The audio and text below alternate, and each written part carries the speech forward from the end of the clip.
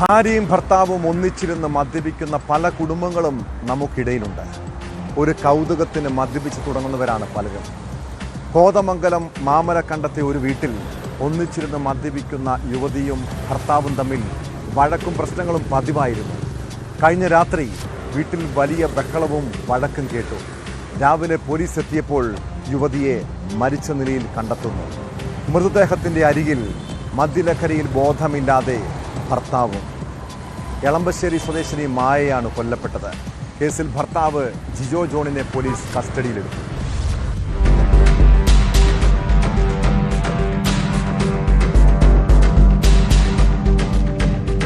രാവിലെയായിട്ടും ഭാര്യ മായ എഴുന്നേൽക്കാത്തതിനാൽ ആശുപത്രിയിൽ കൊണ്ടുപോകണമെന്ന് പറഞ്ഞുകൊണ്ട് ജിജോ ഓട്ടോ വിളിച്ചു.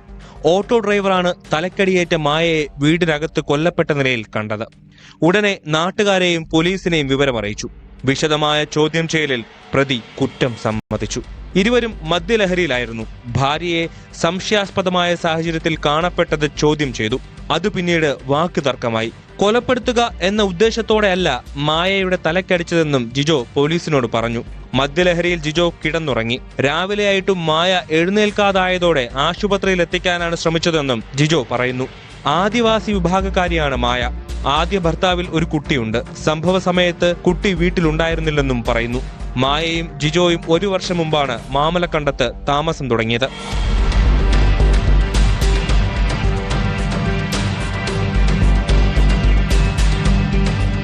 ന്യൂസ് 18 കൊച്ചി.